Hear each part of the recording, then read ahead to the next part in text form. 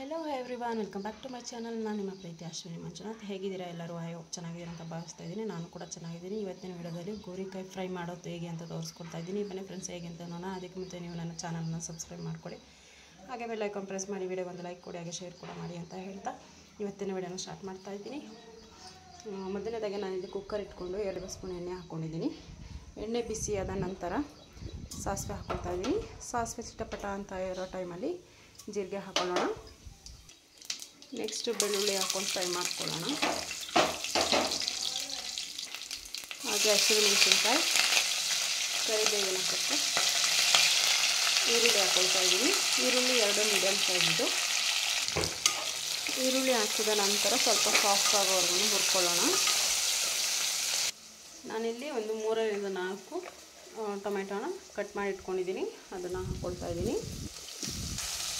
Tomato ಕೂಡ ಸಂಪೂರ್ಣವಾಗಿ soft ಆಗಬೇಕು, ಅಲ್ಲಿ ತನಕ ಫ್ರೈ ಮಾಡ್ಕೊಬೇಕಾಗುತ್ತೆ. 1/4 ಟೀ ಸ್ಪೂನಷ್ಟು ಅರಿಶಿಣ. ಇದನ್ನು ಇವಾಗ ನೀಟಾಗಿ ಫ್ರೈ ಮಾಡ್ಕೊಳ್ಳೋಣ. ನೆಕ್ಸ್ಟು ಗೋರಿಕಾಯಿ ಹಾಕ್ಕೊಳ್ತಾ ಇದ್ದೀನಿ.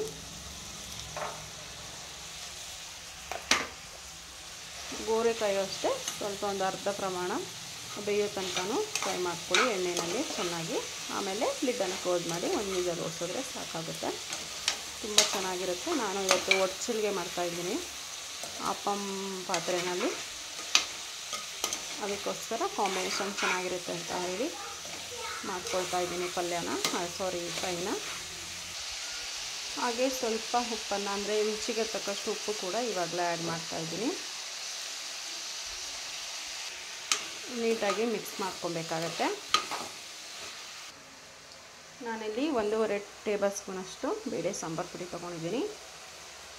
ಅದನ್ನು ಹಾಕ್ಕೊಂಡು ನೀಟಾಗಿ ಒಂದು 30 ಸೆಕೆಂಡ್ ಫ್ರೈ ಮಾಡ್ಕೊಬೇಕಾಗತ್ತೆ.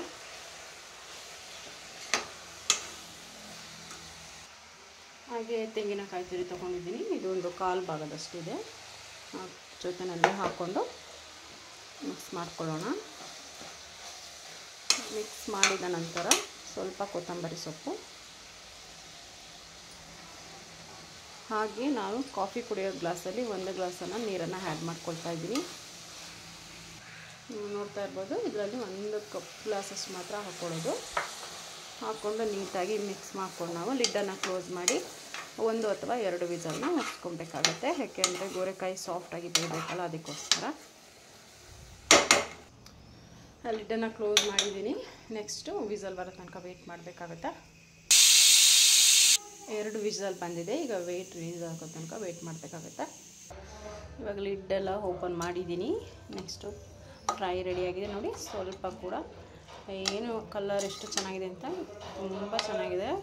ಬೇರೆ ಏನು ಚೇಂಜಸ್ ಇದೆ ಅಂತಂದರೆ ಬೆಂದಿ ಕಲರ್ ಚೇಂಜ್ ಇದೆ ಅಷ್ಟೇ, ಬಟ್ ತುಂಬಾ ಚೆನ್ನಾಗಿರುತ್ತೆ ಮತ್ತು ಆರೋಗ್ಯಕ್ಕೂ ಒಳ್ಳೆಯದು. ನಾನಿಲ್ಲಿ ಕಡಾಯಿ ಮಾಡಿಕೊಂಡಿದ್ದೀನಿ, ನೀವು ನೋಡ್ತಾ ಇರ್ಬೋದು. ಈ ರೀತಿ ದೋಸೆಗಳನ್ನ, ಅಂದರೆ ಇದು ಕಾಯಿ ಒಡ್ಚಿಲ್ಗೆ ಅಂತ ಹೇಳಿ ಕಾಯಿ ಜೀರಿಗೆ ಎಲ್ಲ ಹಾಕಿ ಮಾಡೋದು. ನೆಕ್ಸ್ಟ್ ಟೈಮಲ್ಲಿ ನಾನು ನಿಮಗೆ ತೋರಿಸ್ಕೊಡ್ತೀನಿ ಹೇಗೆ ಮಾಡೋದು ಅಂತ ಹೇಳಿ. ತುಂಬಾ ಸಾಫ್ಟಾಗಿರುತ್ತೆ, ತಿನ್ನಲಿಕ್ಕೆ ಲೈಕ್ ನೀರು ದೋಸೆ ಥರ ಇರುತ್ತೆ ಅಂತಲೇ ಹೇಳ್ಬೋದು. ನಾನೇನು ಸರ್ವ್ ಮಾಡಿದ್ದೀನಿ. ಈ ವಿಡಿಯೋ ಇಷ್ಟ ಆಗಿದೆ ಅಂತ ಭಾವಿಸ್ತೀನಿ ಫ್ರೆಂಡ್ಸ್. ನೆಕ್ಸ್ಟ್ ವಿಡಿಯೋದಲ್ಲಿ ಸಿಗ್ತೀನಿ. ಟೇಕ್ ಕೇರ್, ಬಾಯ್ ಬಾಯ್.